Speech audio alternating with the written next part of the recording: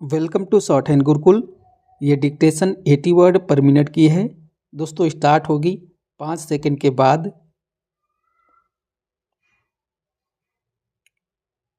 Start. महोदय, योजना पर वाद विवाद सच्चे अर्थ में एक राष्ट्रीय विचार विमर्श का अवसर है और मुझे प्रसन्नता है कि सदस्यों ने इसे गंभीरतापूर्वक लिया है। हालांकि इसकी आलोचना भी बहुत हुई है। ऐसी आलोचना सुनने के हम अभ्यस्त हो चुके हैं। पहले इसका लक्ष्य योजना का विचार ही हुआ करता था।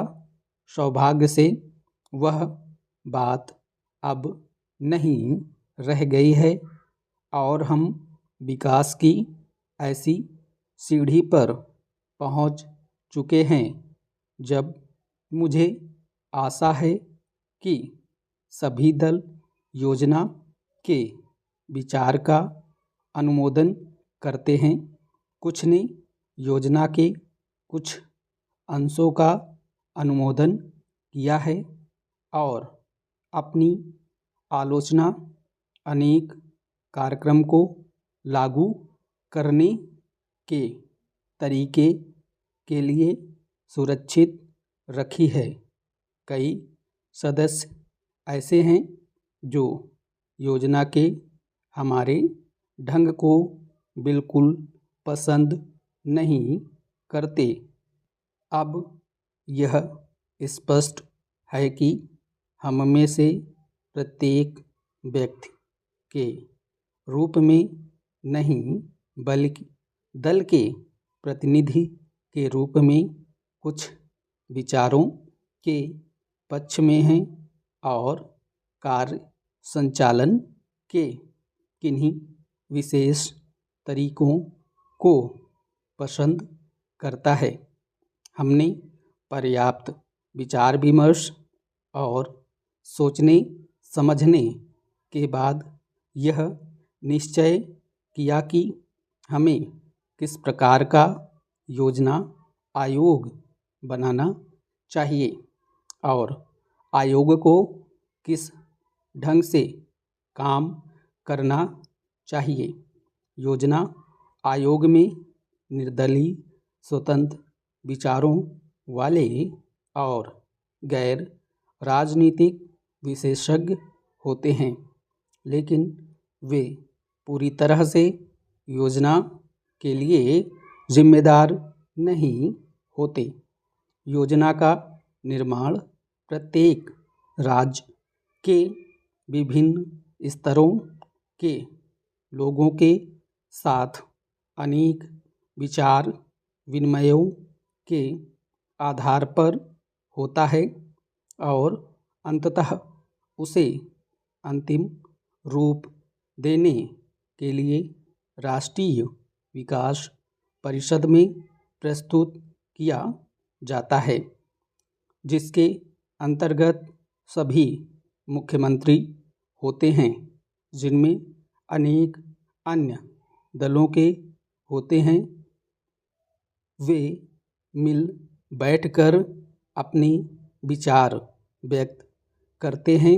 यह ठीक है कि इन बैठकों में मतभेद भी होता है, जो सामान्यतया योजना के तरीकों को लेकर नहीं बल्कि अधिकांशतः इस पर होता है कि किस राज्य को कितना पैसा मिलना चाहिए। हम जानते हैं कि हमारा कोई भी ऐसा कार्यक्रम नहीं है जो हमारी पूरी जनसंख्या की आवश्यकता के लिए पर्याप्त हो। तभी समय, उपलब्ध साधनों और जनता की आवश्यकता के बीच सामंजस्य के लिए प्रयास करना होता है। यह सोचना होता है कि क्या किया जाना चाहिए अथवा एक दूसरे क्षेत्र के लिए क्या किया जाना चाहिए। कुल मिलाकर यह योजना अगले 4 वर्षों के लिए प्रगति का घोषणा पत्र है। हमें कुछ अनुमान है महोदय, यद्यपि योजना के अंतिम रूप पर यह औपचारिक बहस अब हो रही है, हमने योजना के प्रारूप के बारे में काफ़ी ब्यौरेवार विचार किया था। एक माननीय सदस्य ने कहा है कि योजना से ऐसा नहीं लगता कि कामों को निपटाने में तत्परता ज़रूरी है। मैं समझती हूँ कि योजना के प्रारूप और उसके अंतिम रूप में यही अंतर है।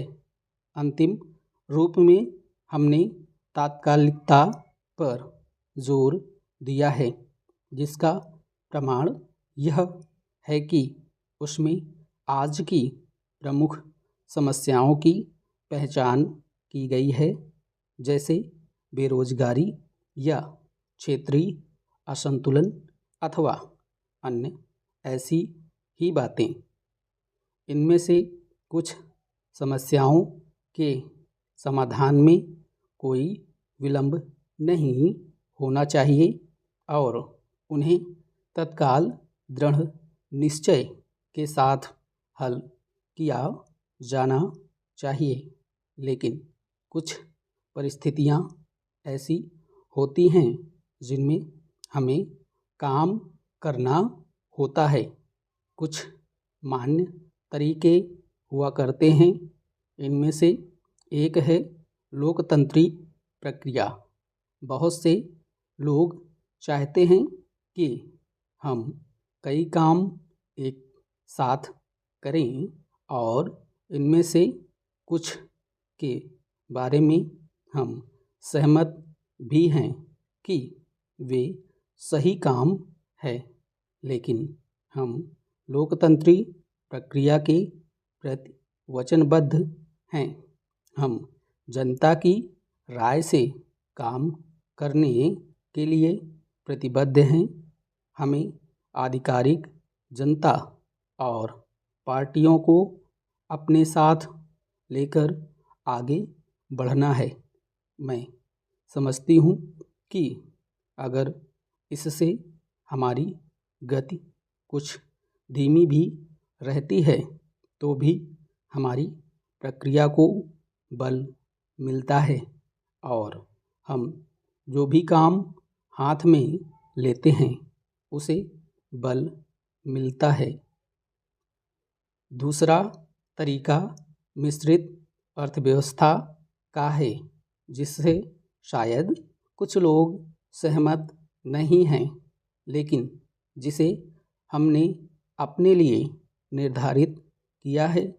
ऐसी अर्थव्यवस्था की अनेक त्रुटियां भी होती हैं, लेकिन हमारे देश में आज जो परिस्थिति है उसमें हमारी सरकार हमारे पूर्ववर्तियों और आज के सहयोगियों ने यह अनुभव किया कि हमें इस तरीके को अपनाकर चलना चाहिए।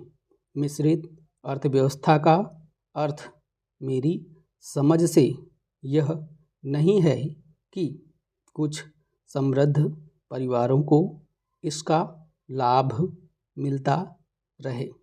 कृषि या लघु उद्योग जैसे अनेक क्षेत्र कमज़ोर वर्गों के लाभ के लिए निजी क्षेत्र में रखे गए हैं और हमारी मिश्रित अर्थव्यवस्था के अंतर्गत अपने लिए लोगों को अनेक कार्यक्रम अपने हाथ में लेने के अलावा उनमें अपने लिए काम करना चाहिए। मुझे मालूम है कि स्वाधीनता के तुरंत बाद जो स्थिति उत्पन्न हुई थी उसका कुछ परिवारों, ग्रुपों, व्यावसायिक घरानों ने निजी स्वार्थ के लिए लाभ उठाया। स्टॉप।